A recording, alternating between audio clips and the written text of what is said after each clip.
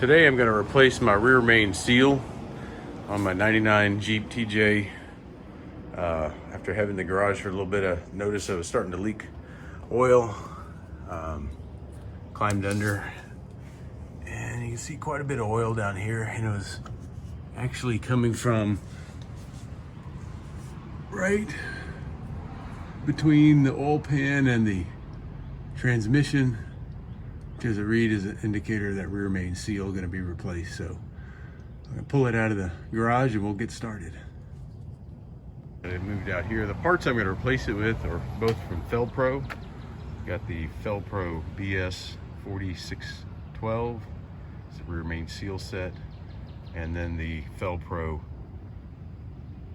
34308R. This is for a 99 Jeep TJ with a manual transmission and 4-liter. All right, we've got the oil's almost finished, but I'm gonna actually let this drain for quite a while. Recently I replaced the transmission fluid in an excursion, and it still holds a lot of oil and still dripping down. So as you can see, it's gonna have a long stream. I can give it a good hour. It's gonna be somewhat interesting trying to get the pan out from the exhaust. You can see the pan starts way up here, and it should just kind of drop out here, and then we can get in there and hopefully easily get it out, and then replace the seal, gasket seal, and be done. So let's go get some breakfast. It's been about an hour. You can see that there's nothing really streaming out. Fortunately, we got a storm coming in. Hardly rains in Austin, Texas, but definitely gonna rain today, so I'm gonna have to push the Jeep in the garage and continue the work inside. I do expect to have a little oil dropping, so I took a yard trash bag and tore it in half and split it out so catch any oil droppings as I work under the truck. Now that I got the Jeep back in the garage before the rain, first thing we're gonna do is disconnect the battery, because we are gonna have to remove the starter. I went on and loosened up the negative ground, pull that off. Probably need to clean up my terminals, so I'm gonna go on and remove both of them, clean them up, and put them back on for later. All right, here's the starter. We got a bolt here that's a half 9/16, and for some reason across over here on the back side there's another, see the end of my finger, it's a 15 millimeter. It kind of mounts from the back end, so we're gonna go and take the starter off and get it out of the way. All right, we've got the starter off and kind of moved off, just kind of wedged in here between the frame and the exhaust. We'll say that back bolt was a kind of a pain in the butt to get to. Couldn't use my socket wrench, had to just use a regular closed in wrench and just move it a quarter turn. At least it's a short bolt, so it should make it go on easy. It's now ready to start pulling out the pans. I am kind of interested in that bolt in there. It's kind of wedged up. Hopefully I can get that's a plastic seal that makes room. The 4 end bolts, if you notice, are a little bit different size, so we got to keep that in mind when we're putting the pan back in. There are different size bolts. So let's start taking them off. All right, I've got all the bolts out. Actually, pretty easy task other than just sitting under here half a turn. They loosen up and then just unscrew them with your hands. Pretty easy. I got 2 bolts left, a little not completely out, but enough that I can move the pan. So now I'm gonna kind of start taking the last 2 out and drop the pan and see how easy it comes out. Maybe I should lift the truck or the Jeep or not, but I'm gonna try to do it without lifting it. So wish me luck. All right, I took those last 2 bolts out, and you can see the pan just kind of dropped down, is resting right here on this. I did notice back here there looks like to be a little seal. You see that in there? That looks like a little, I thought it was a washer in there, but it looks like it's a little seal that I'm gonna have to kind of slide out and around. Not sure how this is gonna.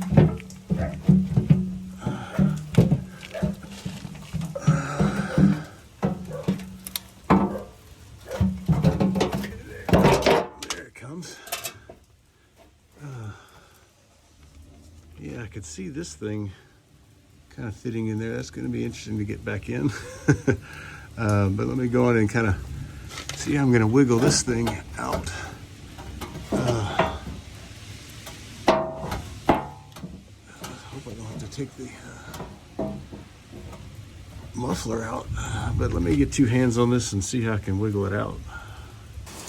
All right, I cannot get this pan out. It keeps hitting the back of the transmission. Well, can't really see it back here, so I'm gonna actually disconnect the exhaust pipe from the headers. These are aftermarket headers I put on several years back. See if I can bend the tailpipe down just about an inch or so, give it a little bit of wiggle, and I think it will slide out at that point. So this wasn't planned, but there's no way to get it out. Sliding it out the back, you can see it's kind of tapered, and it comes back down, you know, the belly of the oil pan's back here, and it really has to kind of come out this direction toward the rear of the Jeep, but it just can't get low enough to clear it by a couple inches. So I'll give this a shot, take two bolts off, and I already disconnected the oxygen sensor, so it won't put any pressure on the wire if it moves that much. Finally got the pan off. A lot more involved than I thought, but not, I mean, the hard part was getting it around the exhaust pipe, which ended up having to disconnect from the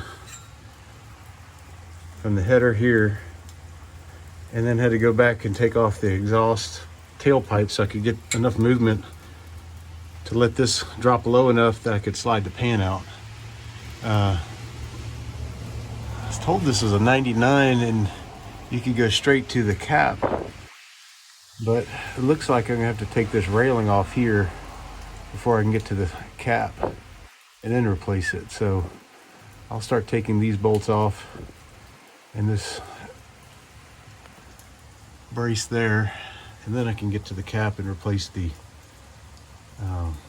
gasket and clean up this whole underside and get ready for a new seal. Now that I got that rail off, you can see the cap I need to get off. It's a 13/16 bolt. I need a deep socket to take it off. Cleaned up the I guess the side where I'm going to mount the new gasket, so everything looks fairly good. It's an older motor, 130,000 miles. It's showing some wear, but let's go on and pop this cap off and work on the seal. Just back out both the bolts, leave one just a couple turns in, take a hammer and just kind of tap it on both sides till it breaks free. Leaving that bolt in will help it from dropping on you or the floor. You can see the orange little part over here where the seal is. We're gonna have to push out, and I'll show you what the other side looks like when I get out from underneath the Jeep. But I'm gonna try to get a soft, blunt object and start pushing that seal out, and just get some pliers and pull it out on the other side. So let me go get something out of my toolbox. I got the seal out, and it's definitely in there tight. I'm quite worried about trying to get it out of the other side. It was stuck pretty good, and this has got an open area. It does have a hard, looks like wire inside. I don't know if you can see that tip right there. It should be tapping on to get it free. Had a lot of oil on it, so I don't know if this is the bottom one, if this is what was leaking. I don't need to worry about the top one as much, but it does fit in there kind of hard. I broke one side off, it wouldn't lift out, so it had a punch. Just kind of popped it out. By pushing on it there, I was able to, really can't do it with one hand holding the camera, but got it out. So I'm going to put in the new one and actually take a break, get some lunch, and then start up again. All right,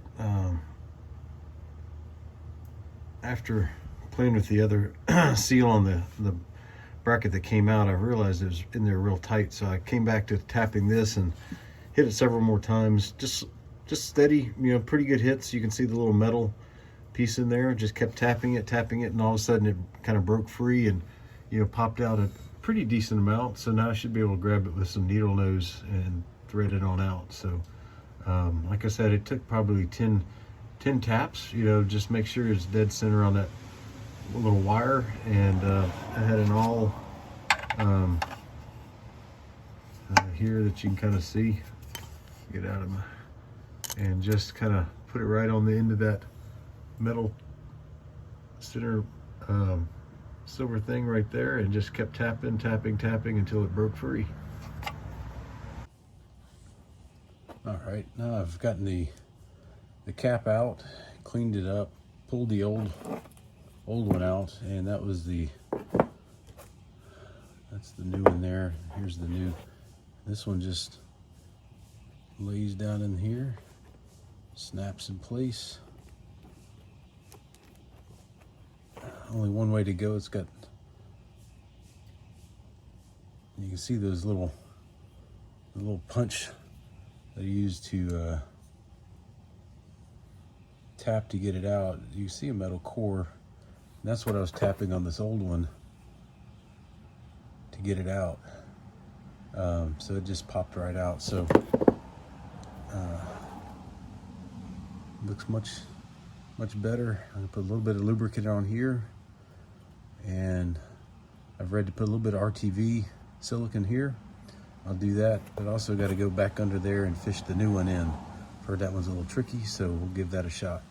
It comes with a little boot to help line it up.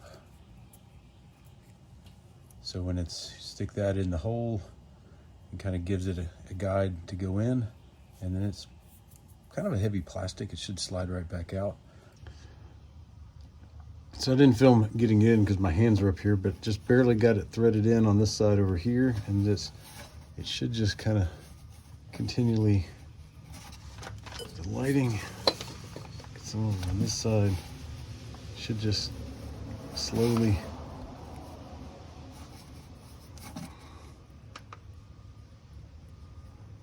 push around.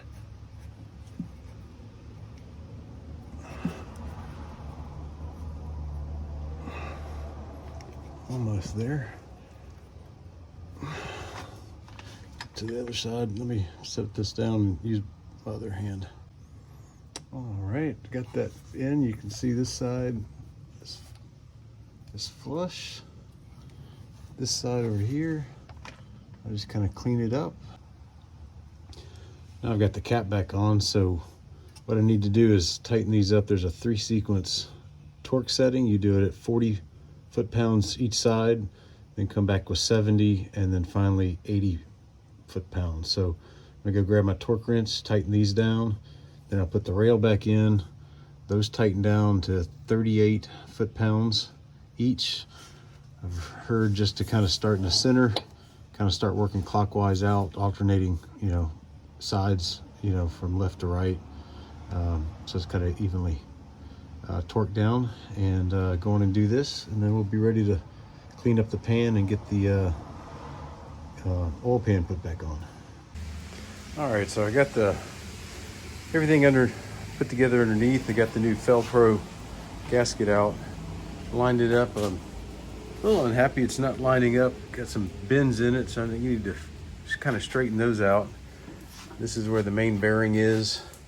I cleaned up the little shroud that goes around this outside piece. First I thought it was just a washer, when I could just barely see that. It turns out it's just another protective piece that kind of comes under here and around, just to kind of protect that area from probably dirt and grime. One thing I like, maybe all the oil pan gaskets have it, but is this hanger. This will thread into the 4 corners. Then you can see the little notches. I can actually slide the gasket up over these notches, kind of holds it in place. Then I put the pan up there, and it also snaps in place. And then I can start putting all the small bolts in place, and then finally unscrew these, pull them out. All right, I got the little studs in, hold the gasket. Kind of nice little setup here. I'll just slide the pan in. It's got little grooves here that just lock it in place. Should make it fairly easy for, you know, sliding, getting the pan in and then locking it in. And all right, I got it all put back on. This little sleeve went in there a lot easier than I thought it would. Just now torqued everything down, about 10 pounds, foot-pounds per bolt. And now I'm going to put the starter back in, put the exhaust back in, tighten my tailpipe up, and then put oil in it and we'll be done.